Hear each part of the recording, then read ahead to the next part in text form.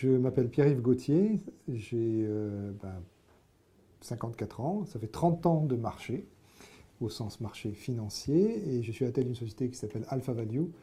Et cette société est un peu singulière parce que c'est la plus grosse société indépendante en matière d'analyse financière de sociétés cotées en Europe. Le métier d'analyse financière part des chiffres, par définition, et de la connaissance de l'entreprise pour arriver à avoir une vision du futur de l'entreprise. Ce qu'on valorise, c'est le futur. C'est toujours un point très important parce que les gens n'ont pas nécessairement en tête que ce qui intéresse les marchés financiers, c'est le futur. Le aujourd'hui et le passé n'ont aucun intérêt. On part du principe que les chiffres et la stratégie retracent effectivement les actifs que l'entreprise doit avoir pour préparer son futur, et les éléments immatériels en font partie. Pour projeter son futur, il faut connaître les chiffres. Donc autrement dit, modéliser ce que vont être les profits de demain de l'entreprise. Et c'est à partir de cet assemblage que l'on arrive à effectivement mettre un prix sur cette société, et donc on peut définir si cette société va être performante ou non.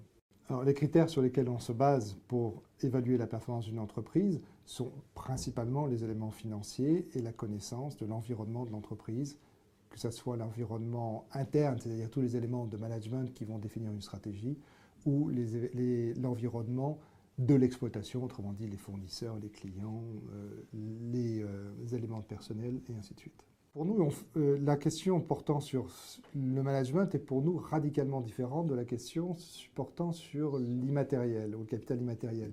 On considère que l'analyse des sociétés cotées et de leurs valeurs, c'est avant tout, in fine, un problème de management. Il y a bien une tête qui va décider d'une stratégie. Cette stratégie va s'appliquer avec des moyens financiers, mais il faut bien qu'il y ait quelqu'un qui soit en charge de le déployer.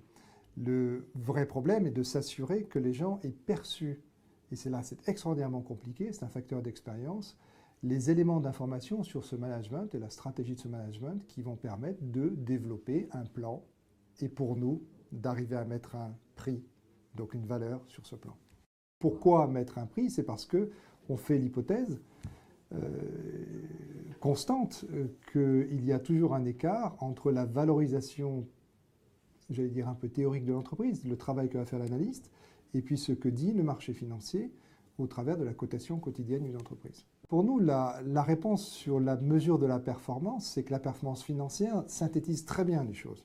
Après, on peut essayer de s'interroger sur la performance des composantes de l'entreprise. On peut très bien se dire que dans les acteurs qui participent à la fabrication de la richesse, les degrés de performance peuvent être très, très différents. On peut très bien avoir de très belles performances sociales qui mériteraient d'être en quelque sorte indiquées. C'est ce qu'on essaie de, ce que je dirais un certain nombre de rapports essaient de mesurer. C'est extraordinairement complexe. Et c'est souvent très centré sur une toute petite partie de la géographie de l'entreprise. Oui, alors c'est vrai que le vocabulaire n'est pas toujours stabilisé pour savoir qu'est-ce qu'on doit définir quand on essaie de valoriser ou de mettre un prix sur les capitals matériels ou immatériels. De notre point de vue, avec l'angle qui est le nôtre, celui de la valorisation de sociétés cotées en bourse, ce n'est pas un sujet. Ce n'est pas un sujet parce que le prix de la société l'intègre.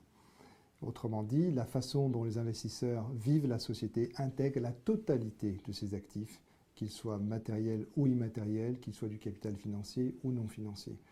Donc la question ne se pose pas. On part du principe que les marchés sont efficients. Et à la limite, on renverse la proposition, c'est-à-dire qu'on part du principe que le marché nous donnant un prix sur l'ensemble de l'entreprise, on peut toujours, puisqu'on a le prix de l'entreprise, soustraire ce qui est palpable, autrement dit la partie financière, et par différence, trouver le capital immatériel. Mais c'est une démarche d'objectivation, ce n'est pas une démarche d'anticipation sur la valeur de ce capital immatériel.